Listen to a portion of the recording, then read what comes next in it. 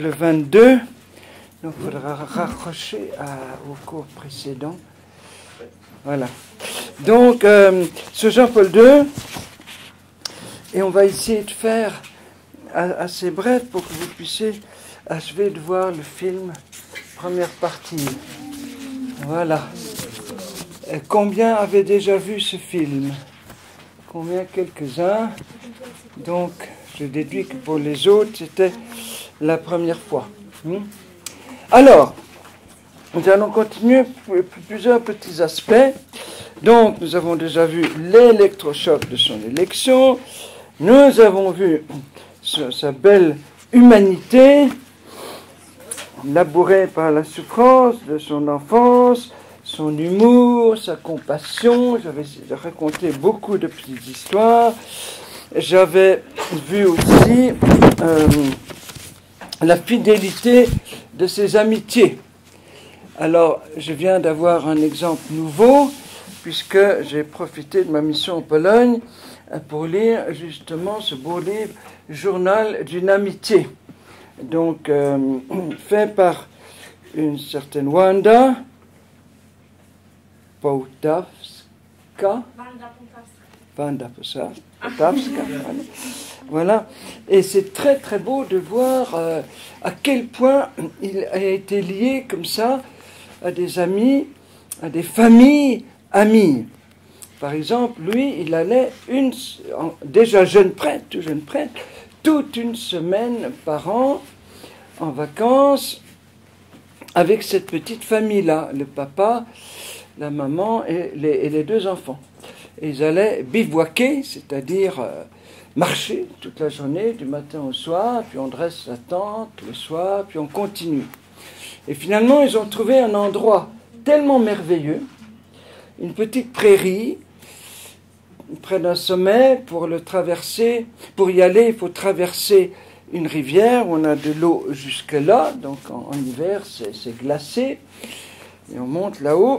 Ils ont été tellement émerveillés qu'ils ont décidé d'aller toujours au même endroit, chaque année. Il va y aller toutes les années jusqu'à ce qu'il devienne pape.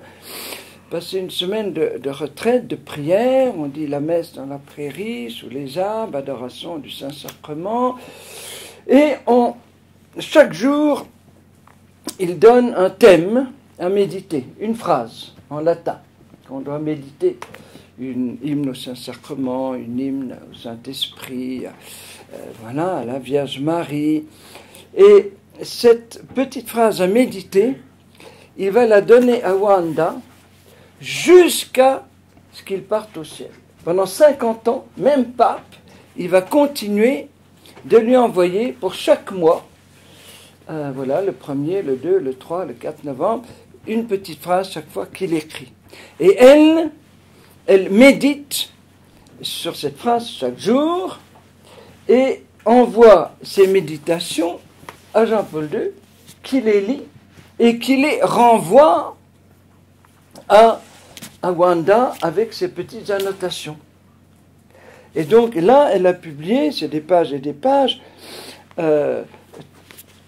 toutes ces méditations qui ont été effectivement lues et corrigées par Jean-Paul II. Vous voyez ? Et lui, le même jour qu'il soit pape déjà au Vatican, il méditait la même phrase qu'elle méditait en Pologne, jusqu'au bout. C'est extraordinaire, ça, j'ai vraiment appris ça. Je savais qu'il était très très fidèle à ses amitiés jusqu'au bout, mais à ce point-là, je ne pensais pas qu'il trouvait encore du temps. Et dès le lendemain de son élection, il lui téléphone à Cracovie pour qu'elle vienne tout de suite, qu'elle et son mari, c'est pas grave, qu'ils viennent tout de suite le voir au Vatican, dès le lendemain.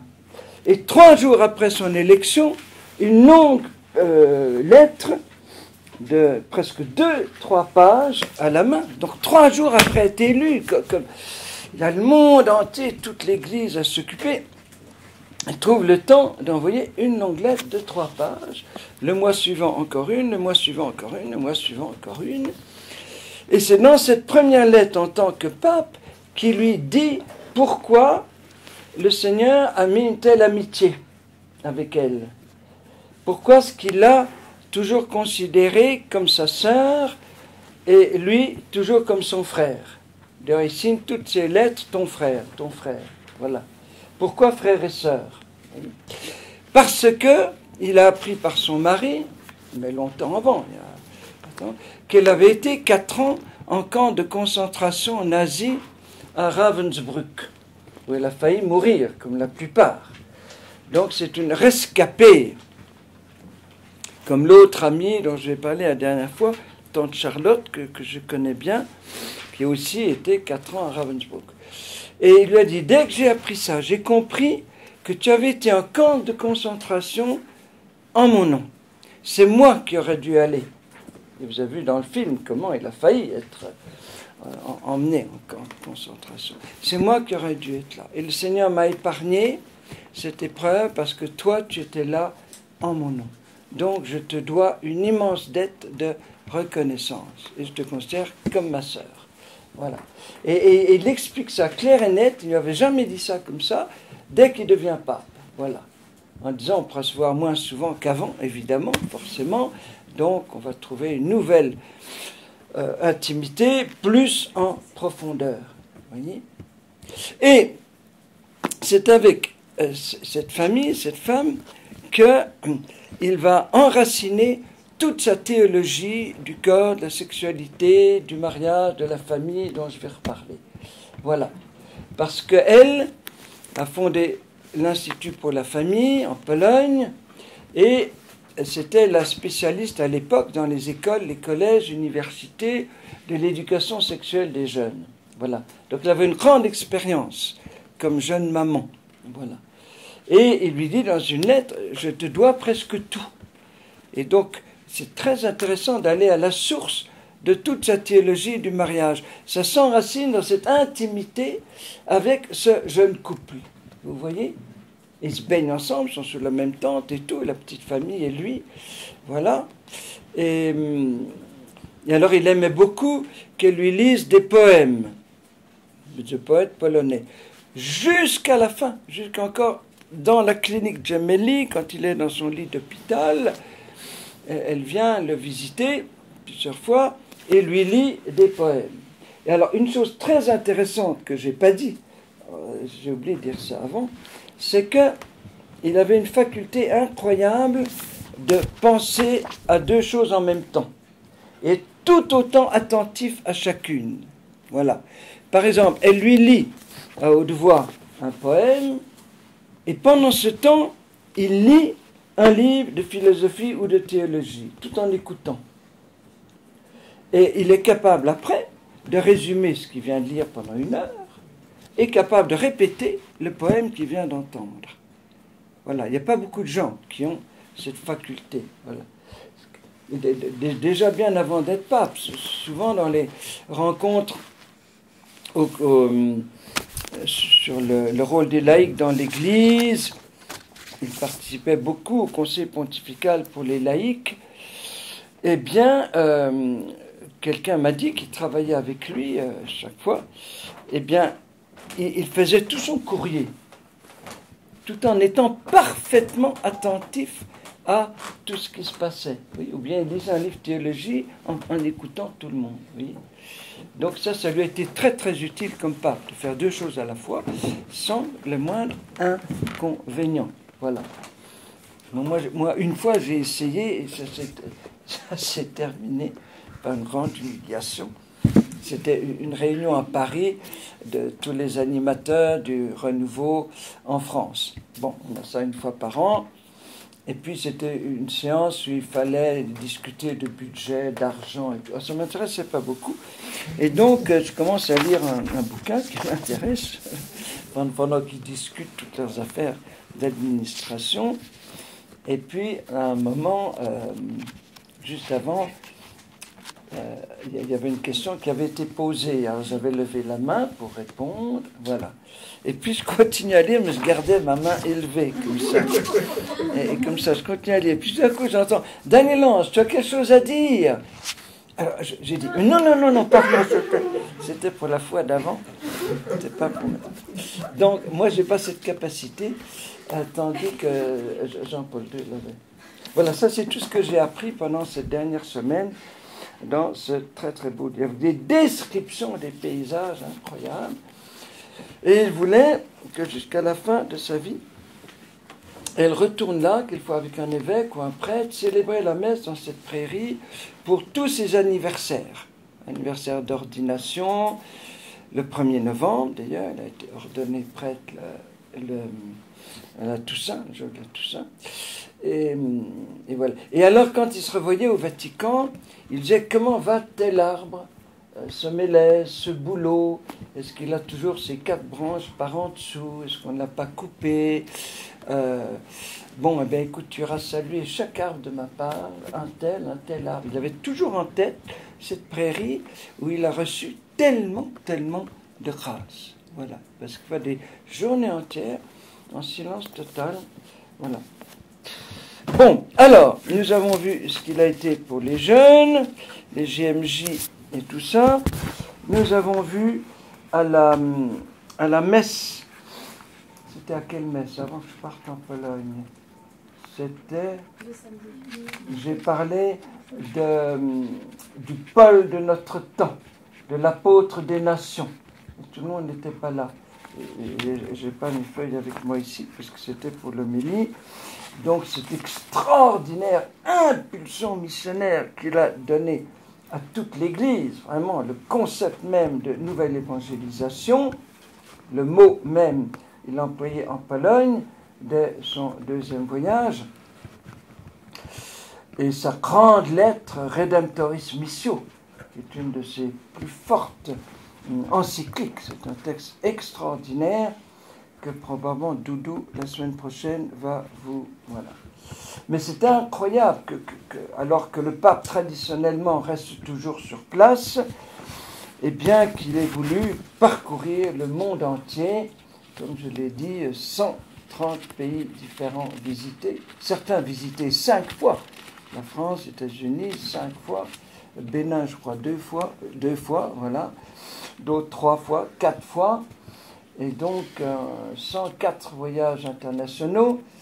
Un voyage a duré 3 semaines où il a fait 13 pays, voilà, dans le Pacifique, jusqu'à une petite atoll du Pacifique avec 200 habitants. Et il a voulu faire des milliers de kilomètres pour aller voir ces gens qui ne sont que 200 sur une petite île. Et c'est vraiment très très touchant. Il veut rencontrer tout le monde, tous les peuples, en tant que peuple. Voilà, donc presque 2 millions de kilomètres parcourus en avion, 540 villes d'Italie visitées. En Pologne, il a été 9 fois, il a visité tous les diocèses de Pologne, tous, en 9 différentes fois, et il espérait une 10e fois, mais le Seigneur l'a rappelé à lui, mais c'est absolument phénoménal. Je vais raconter la petite blague, la différence entre le Saint-Esprit et... Oui, j'ai raconté ça déjà, voilà. Mais, ce que je veux rajouter tout de suite, c'est qu'il a pu être Paul, l'apôtre des nations, auquel il se référait beaucoup, que parce qu'il était d'abord Jean. Jean-Paul. Jean pour être Paul. C'est-à-dire le contemplatif. L'homme de prière, avant tout. Homme de prière pour être missionnaire. Et tous ceux qui ont vécu avec lui ou qui l'ont approché de près, on dit que c'est ça qui les a le plus impressionnés et marqués. À GL, on connaît très bien un prêtre qui est évêque maintenant, qui le voyait 2-3 fois par semaine, chaque semaine, donc pendant 25 ans, donc il le connaissait très très très bien. Il m'a dit, mais pour moi, il a été un maître de prière, comme personne au monde. En le voyant prier, on avait envie de prier. Voilà. Et cette prière prend beaucoup de formes en mission. En mission.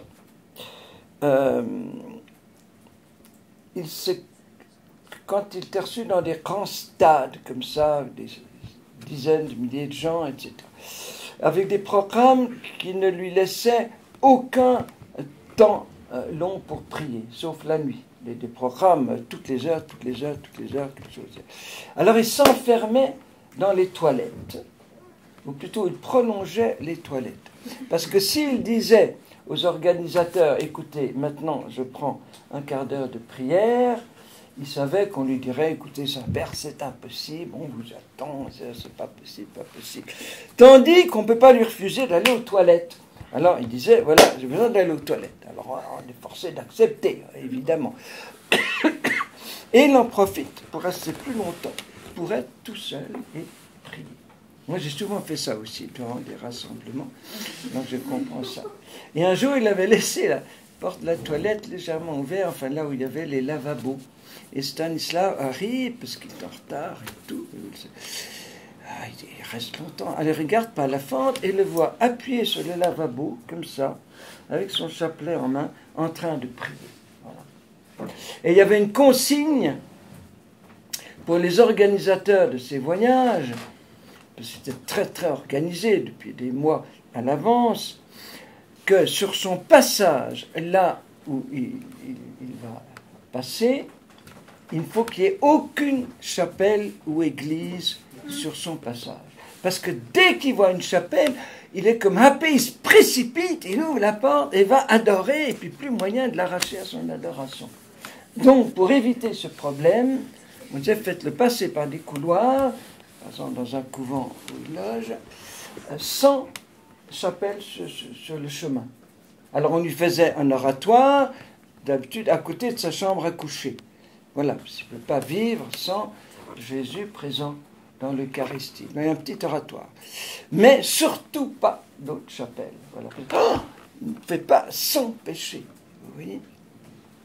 Et dans un voyage en mission, c'est dans l'océan Indien, à l'île de la Réunion, justement. Alors, il est dans l'avion, c'est l'évêque de la Réunion qui me l'a raconté, qui a vu la chose. Et il va en Inde, ou Madagascar, je ne sais plus, enfin, il survole l'océan, et il est en train de dire vêpres avec l'évêque, justement, ils disent les vêpres ensemble, dans l'avion. Et tout à coup, il y a Stanislav Dziwisz qui est appelé dans la cabine du pilote, et qui revient tout excité en disant, Saint-Père, il y a un message très urgent du Vatican, très urgent.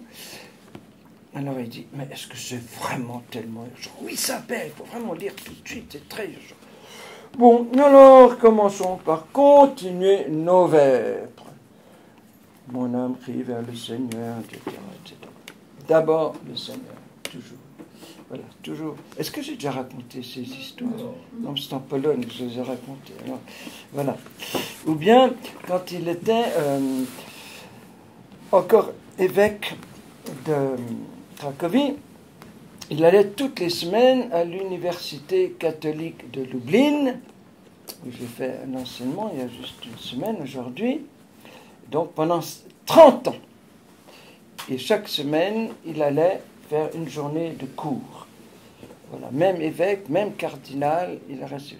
Alors il prenait le train de nuit de Cracovie à Lublin. En ce temps-là, les trains étaient très très lents, donc il y avait toute une nuit de train. Et alors souvent avec un étudiant ou un autre professeur. Alors les étudiants, oui, super, on va voir une nuit avec Père Carole, on va pouvoir discuter, parler, etc. Ma thèse et tout, je vais lui en parler. Ou bien un prof qui dit, c'est génial, j'aurai enfin du temps d'avoir une bonne discussion philosophique et tout. Alors effectivement, on commence par discuter. Et puis tout à coup, il dit, maintenant, il faut se reposer, il faut se coucher. Même des petites couchettes. Alors tout le monde va se coucher. Mais tout le monde a remarqué que lui, au lieu de se coucher, se mettait à genoux et priait jusqu'au matin, à genoux, dans le train. Et quand on l'apercevait en disant, mais Saint-Père, on vous a vu prier toute la nuit, vous devez être tellement fatigué. Réponse, je sais qu'aujourd'hui, avec mes cours, avec les examens, des jeunes et tout, je n'aurai pas une minute pour prier. donc je dois prendre des petites réserves pour toute la journée. Voyez, là c'est tout à fait lui. Voyez, pendant qu'il travaille, déjà à Cracovie, il rédige tous ses documents importants dans la chapelle. Il se fait arranger un petit bureau. On voit encore maintenant, on a gardé ça sur le petit bureau, et il écrit devant le Saint-Sacrement. Voilà. Et à Rome, il a sa chapelle juste à côté. Quand nous serons à Rome, je vous montrerai le plan de l'appartement, petit appartement, pas très grand. Eh bien, toutes les heures, il se lève pour aller s'agenouiller devant le Saint-Sacrement. Toutes les heures.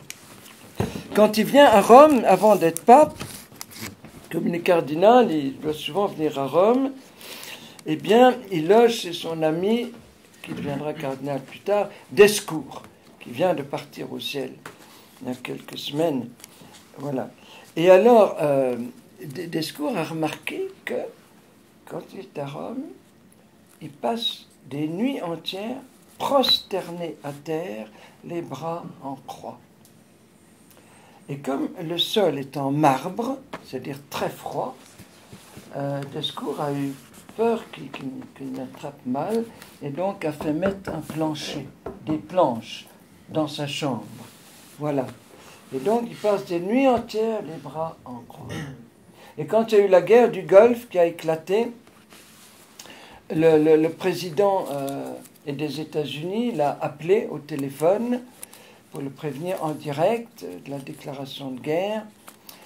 Et Stanislas dit oui, je prends le téléphone et cherche partout. Et le Saint-Père, on ne le trouvait pas. Et finalement, il l'a trouvé à la chapelle, prosterné à terre, les bras en croix. Il veut dire que c'est une position de prière qu'on aime beaucoup en Pologne, au sanctuaire de Kalwaria, près de Kraków, où il allait très très très souvent. Souvent, il allait à pied là-bas.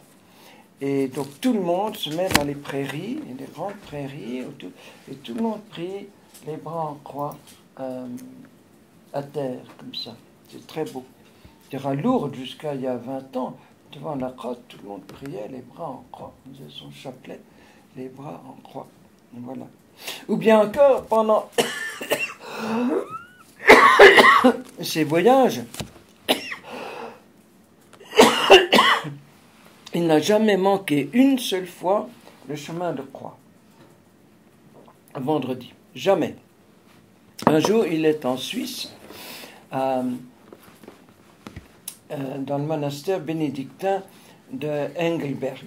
Ça veut dire montagne des anges, Engelberg. Et on lui accorde 3 quarts d'heure de repos, de petite sieste. Voilà. Et puis après 3 quarts d'heure, il a frappé à la porte, pas de réponse. Alors on ouvre, pas de Jean-Paul II.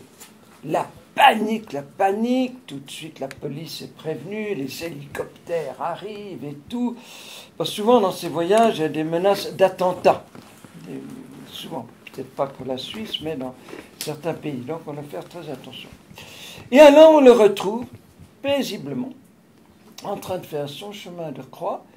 Au 3e étage du monastère, il avait découvert, dans un couloir, un chemin de croix.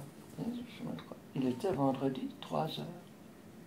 Une fois en France, il était en Bretagne, en Vendée, chez Louis-Marie Crignon de Montfort, dans ton pays, là-bas, et après à Sainte-Anne-d'Auray, pour les jeunes. Alors, tous les GL étaient là, et à Sainte-Anne, c'est aussi toute une journée pour les familles.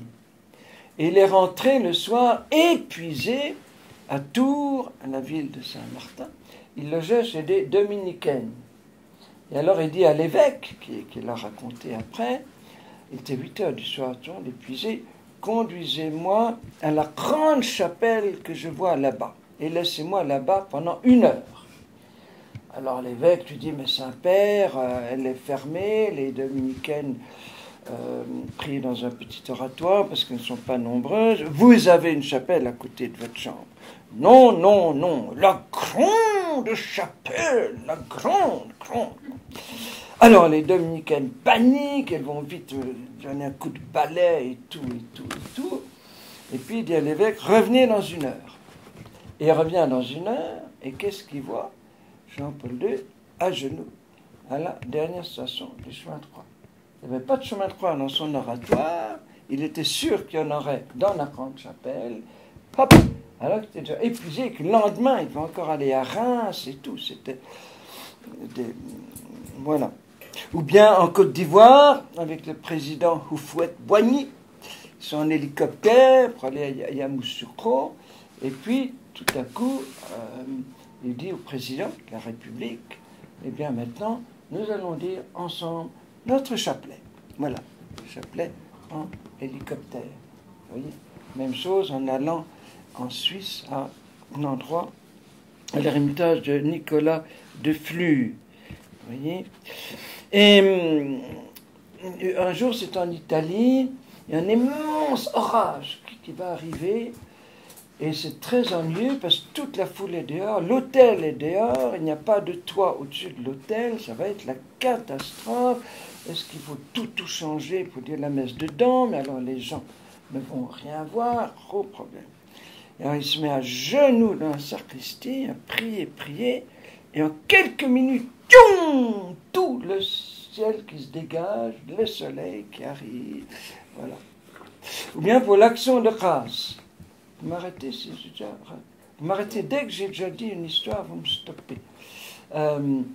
À Saint-Pierre de Rome, quand il célèbre la basilique, c'est très long, c'est très très long, la basilique, c'est 300, plus, 500 mètres de long, je ne sais plus.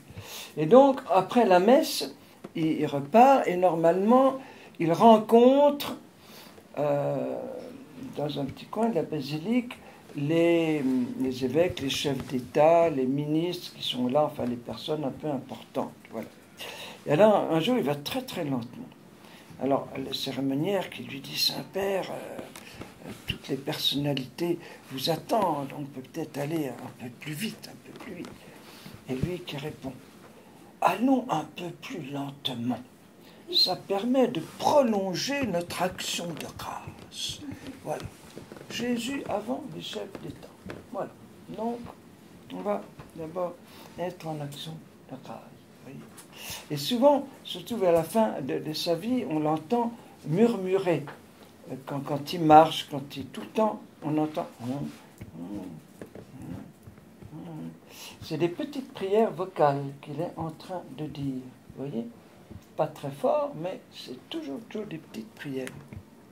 Ou bien, quand il écrit des lettres, tout ça, ou des documents qui ont plusieurs pages, il écrit sur chaque feuille 2 ou 3 mots latins d'une hymne.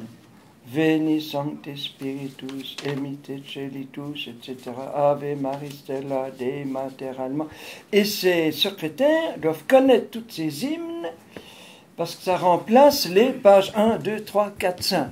Donc pour être dans le bon ordre, ils doivent bien connaître leurs hymnes. Voyez. Mais il prend le temps d'écrire ça à la main avant de rédiger. Et tout ça pour être tout le temps en présence du Seigneur. Tout le temps.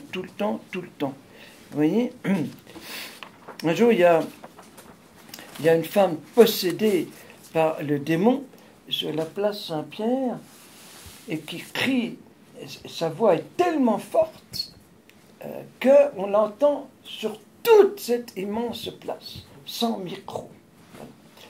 Alors tout de suite, il se fait conduire dans sa petite Jeep blanche, il arrive là pour prier sur cette femme avec son chapelet. Et puis, il lui dit, demain, je vais dire la messe tout spécialement pour toi, pour ta libération. Et à ce moment-là, il a poussé un cri, le démon est sorti. Il ne peut pas supporter l'idée que le pape allait offrir la messe pour elle. Et un grand exorciste de Rome, dont Amorth, un jour, pendant un exorcisme, il dit à une personne qui est possédée par Satan, je vais dire la messe pour toi demain. Et Satan qui répond, oh toi, mais toi, t'es pas le pape. T'es pas le pape. Ça veut dire qu'il a très peur de la messe du pape, le démon. Voilà, on pourrait multiplier des exemples de son incroyable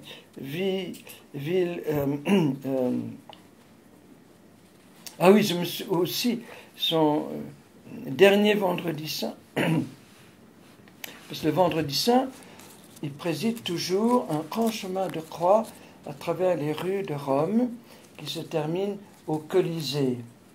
Et sa dernière année, donc une semaine avant de partir au ciel, c'est la première fois de sa vie qu'il ne peut pas marcher ce chemin de croix.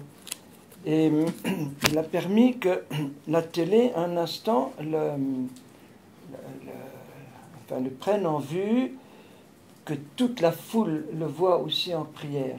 Et c'est tellement impressionnant parce qu'on le voit avec une grande croix qu'il serre comme ça, en suivant à la télé le chemin de croix. Et lui-même s'unit en serrant contre lui sa croix. C'est une photo, ça doit être dans les albums en bas, tellement émouvante.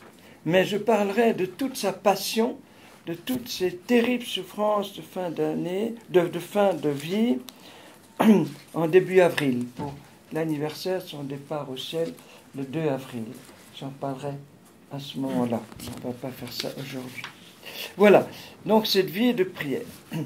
Et donc il est Paul, il est Jean, le contemplatif, l'adorateur. Je crois que j'ai déjà parlé de sa vie eucharistique. Il me semble, c'est extraordinaire. J'ai déjà dit comment il a voulu mettre la procession de la fête Dieu dans les vies. Oui, j'ai raconté. Nous serons deux. Oui, ça j'ai raconté. Pour l'Eucharistie, il faut savoir que c'est le sommet de toute sa vie. Il a proclamé la dernière année de sa vie, il ne savait pas que ce serait la dernière année, comme année eucharistique. Sa dernière JMJ, qu'il devait présider à Cologne, j'ai déjà raconté ça. Oui, voilà. Alors maintenant, Pierre, parce qu'il a été un évêque de Rome tout à fait extraordinaire. On pourrait croire qu'il est tellement pris par le monde entier, tous ses voyages dans le monde entier, qu'il n'a pas le temps de s'occuper de son diocèse. Parce que le pape n'est pape qu'en tant qu'évêque de Rome. Donc le premier évêque était Pierre. Voilà. Eh bien, c'est incroyable. Il a voulu visiter toutes les 333 paroisses de Rome. 333 paroisses. En plus, il a visité beaucoup de couvents, de monastères, d'universités à Rome, mais rien que les paroisses. Alors, il faisait venir chaque jeudi le curé, les vicaires et des délégués laïcs de cette paroisse pour déjeuner avec eux et pour le mettre au courant de la vie de la paroisse. Des problèmes spéciaux qu'il y a dans cette paroisse, la situation économique, politique aussi, le maire, est-ce qu'il est communiste, etc. Se mettre bien au courant de la paroisse pour préparer son texte. Vous voyez, pour préparer son texte, pour son homélie.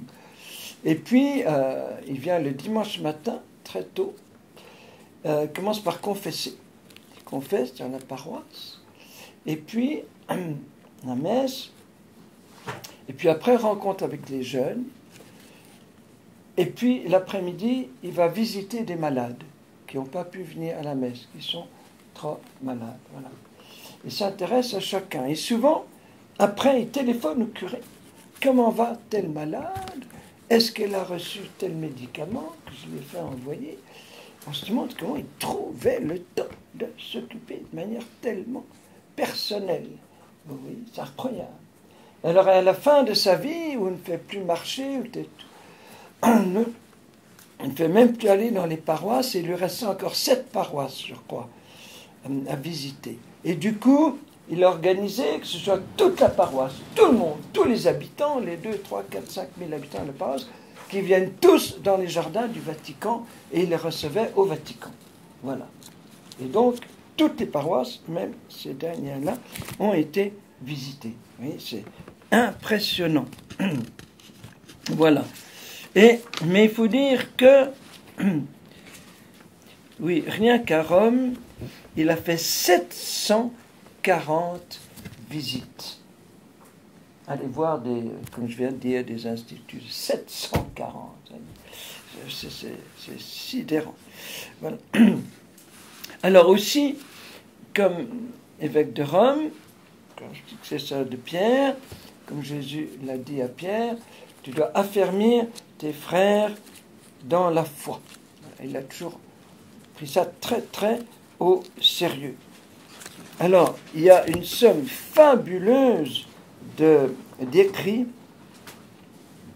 Il a fait 20 351 discours, dont 3 438 en dehors d'Italie. Donc ces voyages, 3 438. Voilà. Ce qui fait que le recueil de tous les écrits de Jean-Paul II, rien que comme pape, sans parler de Cracovie, ça représente 40 fois la Bible. 80 000 pages, en plusieurs volumes, 80 000. Et un jour, il va visiter les petites Clarisses du Vatican. C'est lui qui a eu l'idée incroyable de créer un couvent de sœurs de Mère Teresa dans le Vatican pour accueillir tous les pauvres, tous ceux qui ont faim, tous ceux qui vivent dans la rue, qui sont accueillis chaque jour au Vatican. Et en même temps, au sommet de la colline, un petit couvent de contemplatives qui prient tout le temps pour lui. Et tous les 5 ans, ça change de contemplative. Donc c'était les Clarisses, pendant 5 ans, les Bénédictines. Et j'ai la grande joie de pouvoir aller célébrer dans cette petite chapelle avec les sœurs. Et alors un jour, il vient visiter les Clarisses qui sont là.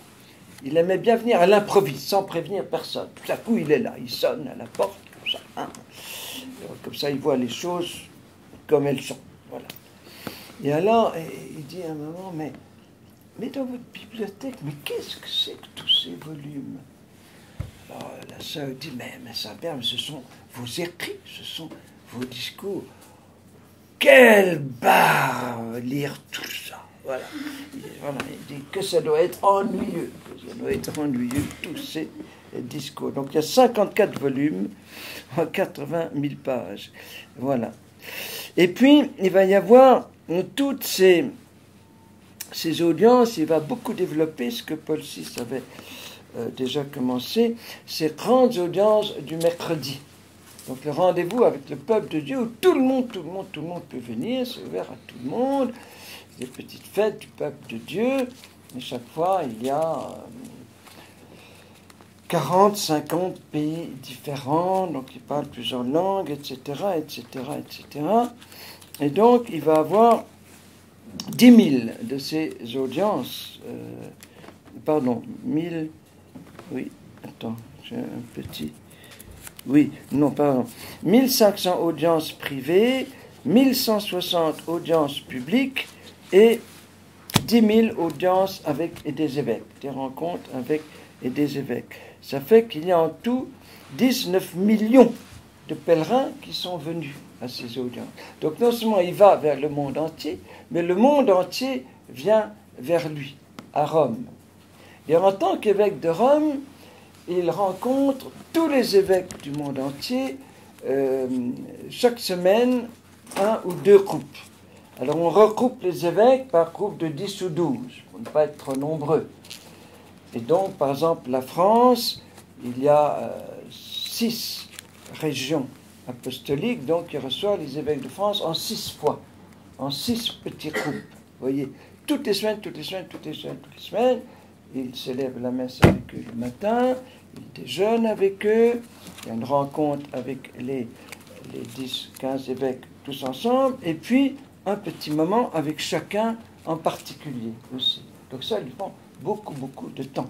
Vous voyez, beaucoup de temps. Mais ça lui permet d'être à l'écoute et d'entendre ces évêques qui parlent de leur diocèse, de leur pays, des problèmes de leur pays, Et comme ça, il a un contact direct, voilà, avec tout ce qui se passe dans tous les pays du monde, même quand il est à Rome, tout le temps. Voilà. Et puis, il faut dire que dans ses écrits, il va aborder un peu tous les problèmes humains et spirituels les uns après les autres. Voilà. Sur l'art, le travail, les questions sociales, les questions politiques, la souffrance, l'amour, la vie, voilà, des encycliques ou des lettres sur Marie, sur l'Esprit Saint, sur l'Eucharistie, sur la rédemption, un peu tout comme ça. Voilà, tous les problèmes spirituels et humains sont abordés à un certain moment. Il faut dire qu'il a écrit 14 encycliques, alors ça c'est les grandes lettres pour tous les catholiques du monde entier. Benoît XVI en a fait 3. Jusqu'à présent, lui n'en a fait que 14. Voilà. Par contre, il a fait beaucoup de ce qu'on appelle des exhortations apostoliques. Là, il en a fait 41. Et puis 11 constitutions apostoliques. C'est un autre type d'écrit.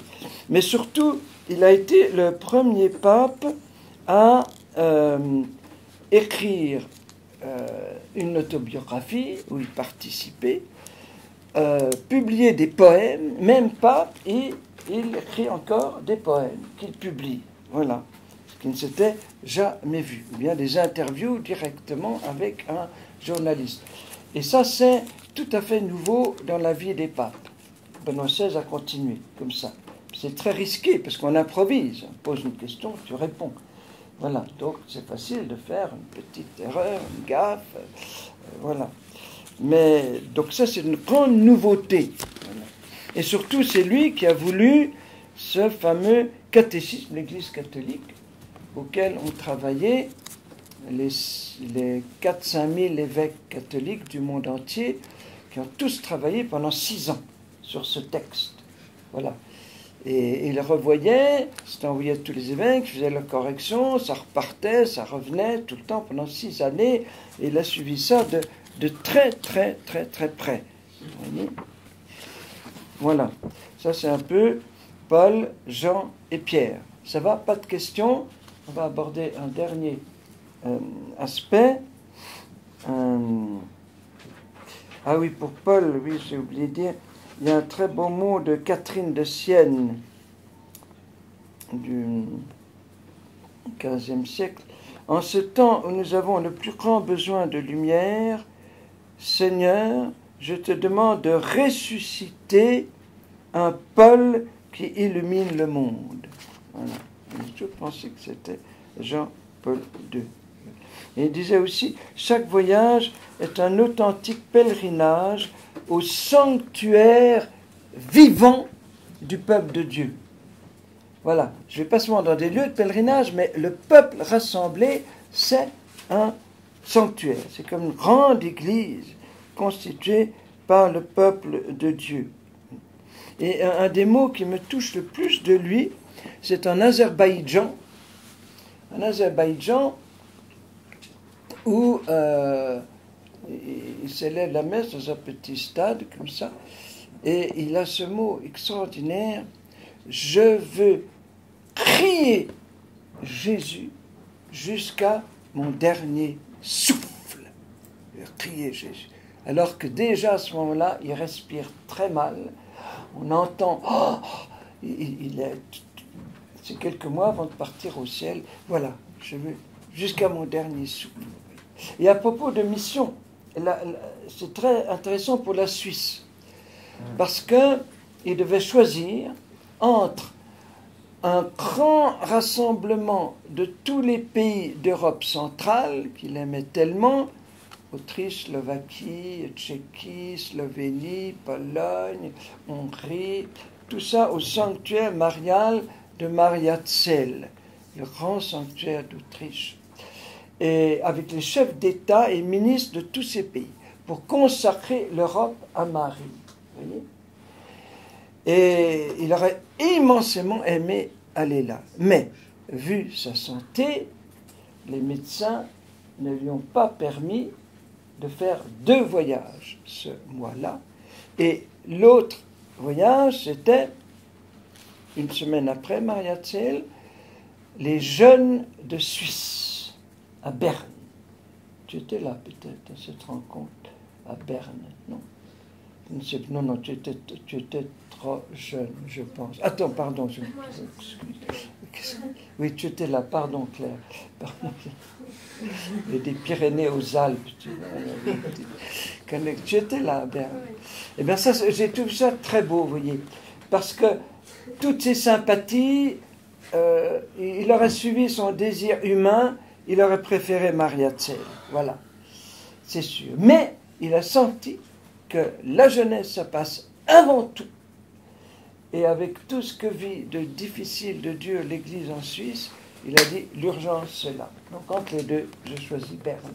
Et ça a été sa dernière rencontre avec des jeunes. C'était pour la jeunesse suisse. Voilà. C'est un petit truc à propos et des missions. Vous voyez. Alors, nous allons terminer avec 2 choses. C'est, je viens de l'amorcer un petit peu, c'est son rôle dépassant l'Église catholique, le rôle qu'il va jouer tout simplement dans l'humanité en tant que telle. Voilà. Il y a déjà, ce que je viens de dire, ces foules inimaginables partout où il va, pas seulement des catholiques, mais tout le monde vient. On a calculé qu'il a rencontré, dans rien que ses voyages, 400 millions de gens. Si on met tous les rassemblements, c'est 400 millions de gens. Plus les retransmissions de télé, parce que tout est représenté. Ce qui fait qu'aucun homme, depuis Adam, n'a jamais été aussi vu et entendu que lui. Et depuis, personne à ce niveau-là. C'est inimaginable. Vous voyez, 400. Et puis, arrivant à Rome, 17 millions aux audiences et célébrations. Donc, présence physique. Vous voyez, présence physique. Voilà. À Manille, c'était, pour la GMJ, 5 millions. 5 millions. Donc, c'était les plus grands rassemblements qui ont jamais existé dans l'histoire de l'humanité. Voilà. Mais il y a aussi tous ces chefs d'État, premiers ministres, qui défilent tout le temps au Vatican. Pas seulement des évêques ou des patriarches, mais au niveau politique. Il a rencontré personnellement 1700 chefs d'État ou premiers ministres. 1700. C'est inimaginable. Soit sur place, soit qu'on vient le voir. Il n'y a pas une semaine sans qu'il y ait un chef d'État qui vient le voir, ou un Premier ministre, voilà, ou un ministre, vous voyez. Et il va jouer un grand rôle pour déjouer des guerres ou des conflits entre pays. Vous savez qu'il y a tout un système qu'on appelle les nonciatures. Ah, ça semble un peu bizarre. C'est des représentants du Vatican, du Saint-Siège, non pas auprès des évêques, mais auprès des gouvernements. Voilà. Et quand il est devenu pape, je ne sais pas si j'ai mis les chiffres, oui. Quand il est devenu pape, il n'y avait que 85 ambassades de 85 pays auprès du Vatican, ce qui est déjà énorme. Et à la fin de sa vie, ça va monter à 174. 1, 7, 4. C'est-à-dire 174 pays représentés par un représentant à Rome auprès du Saint-Siège. Voilà. Et qu'il réunit régulièrement. Quand il y a un grave problème d'humanité, une guerre sur le point d'éclater, la guerre du Golfe, il les réunit tous. Tout ce corps diplomatique qui représente le monde entier. Voilà. Donc non seulement il va parler à l'ONU, il y a des grands discours à l'ONU, mais sur place, tous les gouvernements sont présentés, presque tous. 174, il manquait que 12 pays, je crois. Oui. Même des pays entièrement musulmans, ou des pays qui ne sont pas du tout chrétiens, qui tiennent maintenant à avoir leur ambassade à Rome. tellement le rôle du pape est important. Vous voyez, tellement c'est important. À l'ONU aussi, cette représentation permanente à l'ONU, le Vatican est dans une situation très très spéciale à l'ONU. J'en reparlerai un peu une autre fois. Mais donc, toutes les sessions de l'ONU, il y a une délégation du Vatican, composée de beaucoup de femmes, d'ailleurs. Souvent, j'en connais une qui a été pendant plusieurs années. Et à quelquefois, elle m'écrivait pendant des sessions de l'ONU en disant « les discours sont tellement ennuyeux ». Alors, j'en profite pour t'écrire sur un petit papier de l'ONU. Comme ça, c'était assez amusant. Voilà.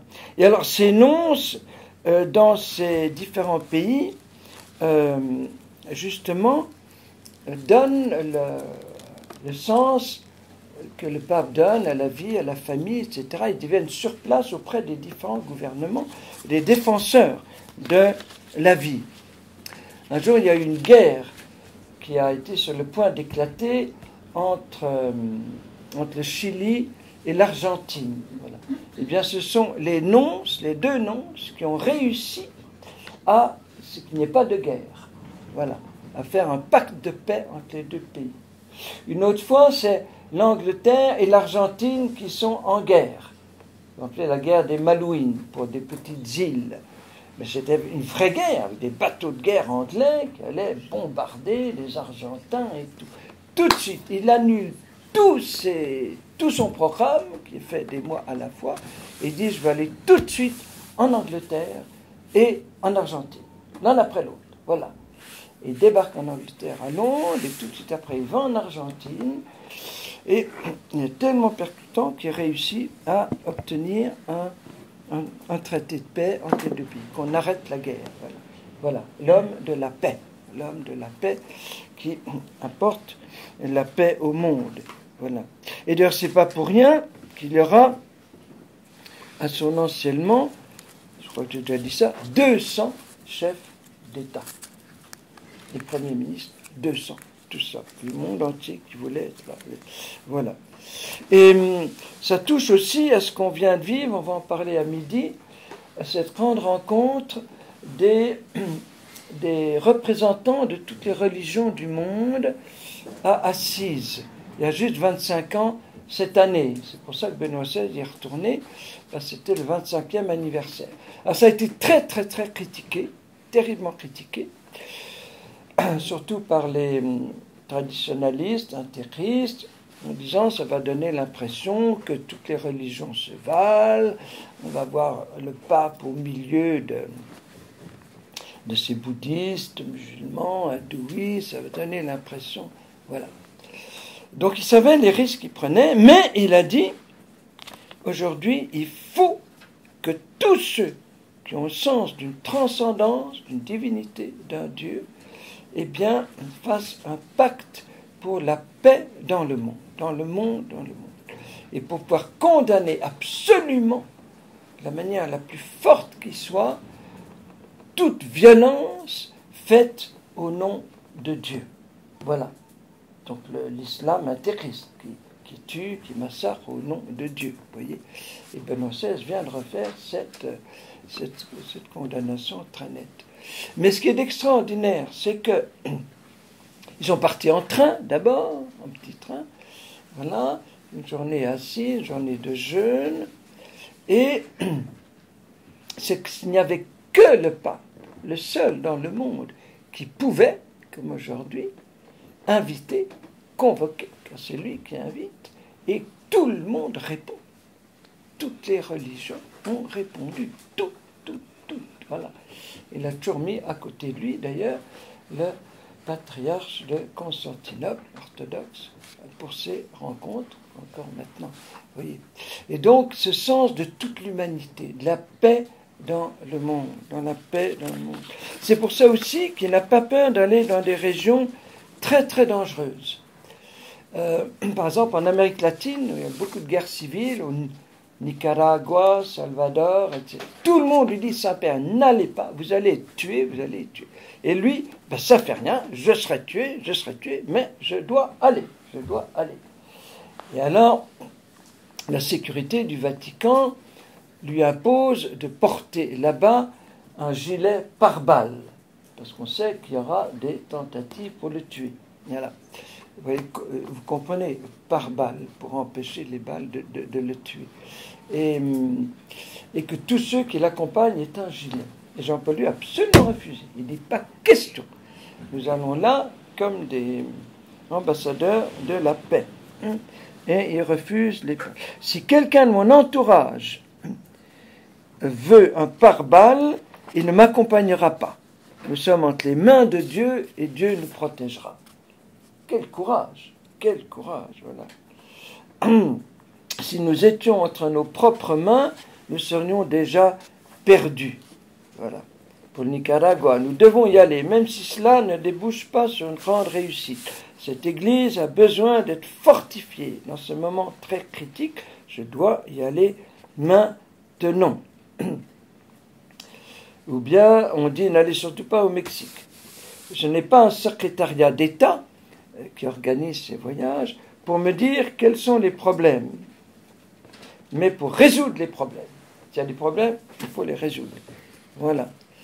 Ou bien pour aller à Sarajevo, en pleine guerre des Balkans. Peut-être, quand vous étiez petit, vous avez entendu de cette terrible guerre. Voilà. C'est terriblement dangereux.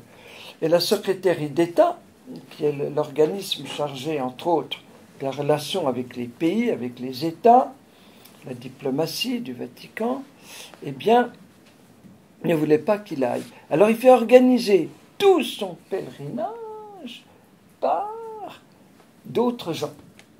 Il passe à côté de secrétaire d'État et il y va.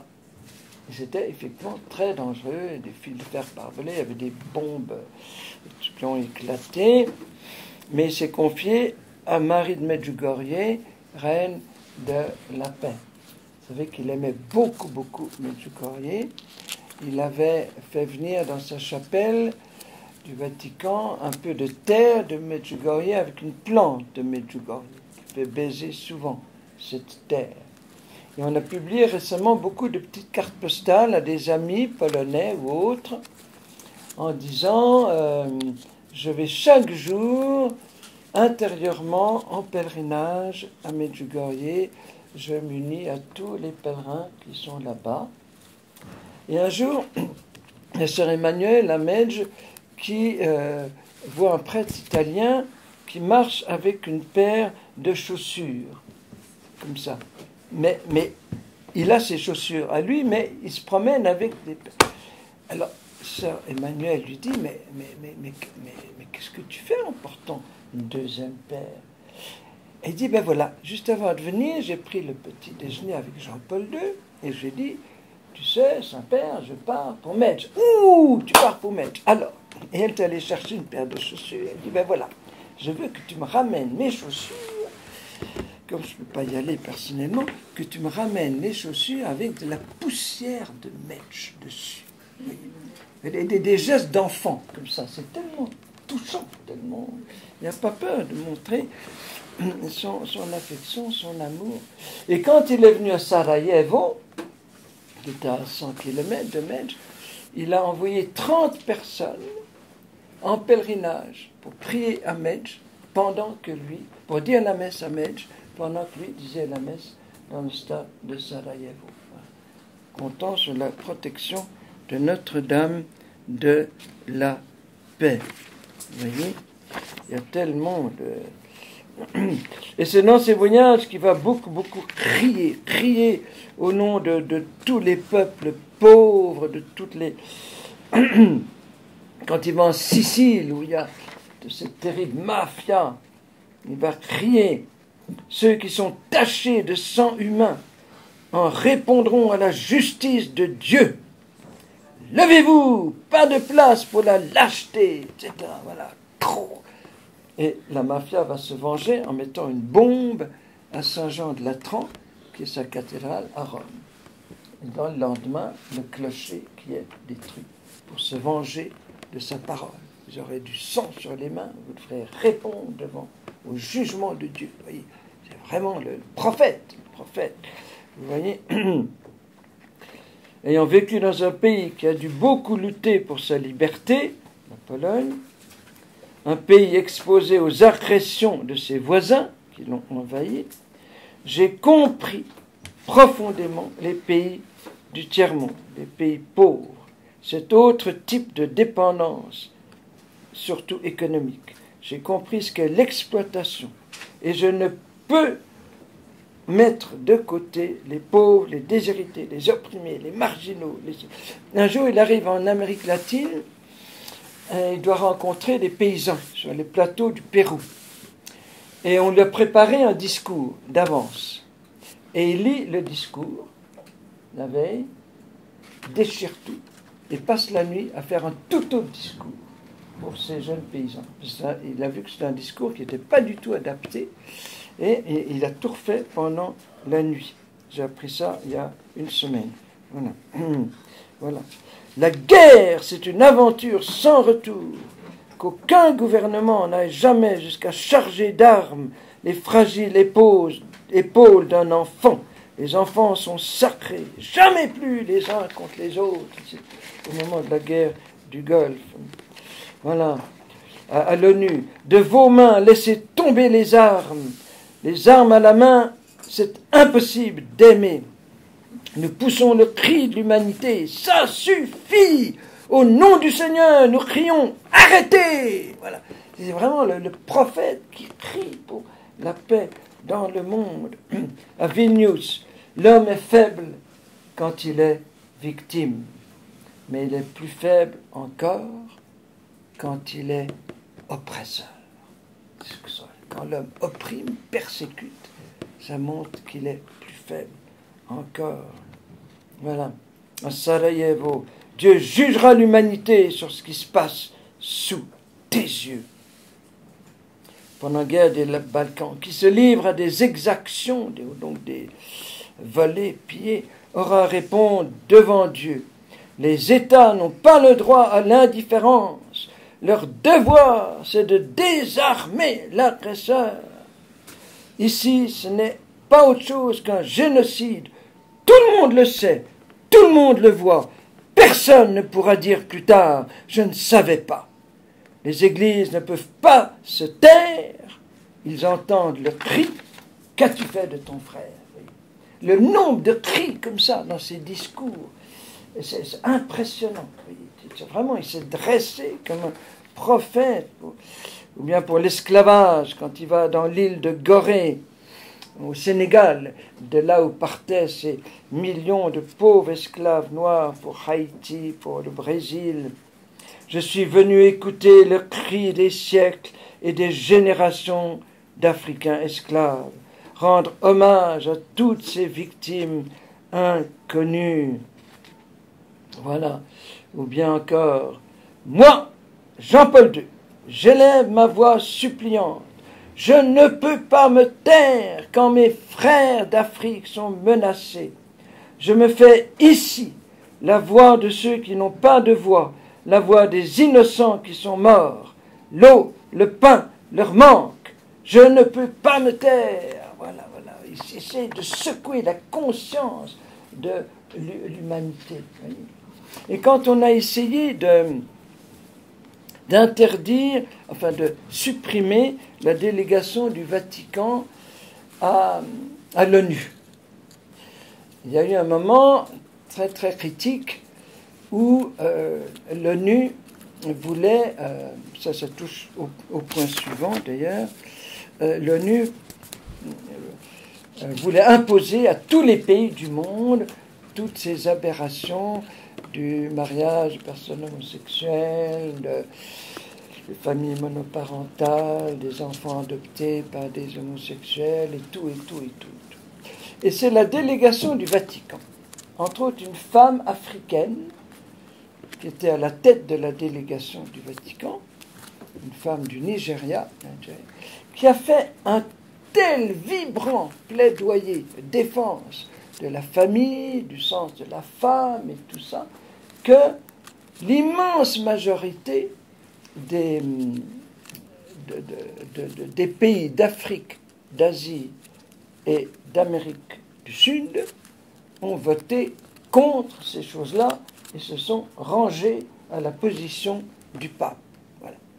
Alors évidemment, les lobbies occidentaux étaient furieux. Et ils ont dit, il faut chasser le Vatican de l'ONU, ils n'ont rien à faire ici, etc. C'est pas un État, il n'y a que 600 personnes qui vivent au Vatican, etc., etc. Mais pour chasser, il fallait passer par différents parlements nationaux. Donc le Sénat américain, et puis les gouvernements d'Argentine et tout ça, on a fait des réunions. Réponse unanime de tous ces gouvernements. Le Saint-Siège, c'est-à-dire le Vatican, disons, doit être présent à l'ONU, car c'est la voix de la conscience de l'humanité. Extraordinaire. Il y a des gouvernements qui votent ça. Le Sénat américain a voté ça à presque l'unanimité. Vous voyez, voilà, sa conscience de l'humanité. Il rappelle ce qu'est l'homme, ce qu'est la femme, qui est Dieu, etc. Vous voyez. Et donc, ce rôle du Vatican que Jean-Paul II a énormément développé, ça continue à Benoît XVI, mais c'est vraiment Jean-Paul II qui avait une telle conscience qu'un pape doit aussi protéger l'humanité contre tout ce qui peut la détruire et l'abîmer. Lui, Chine, tout. De Chine à Pologne.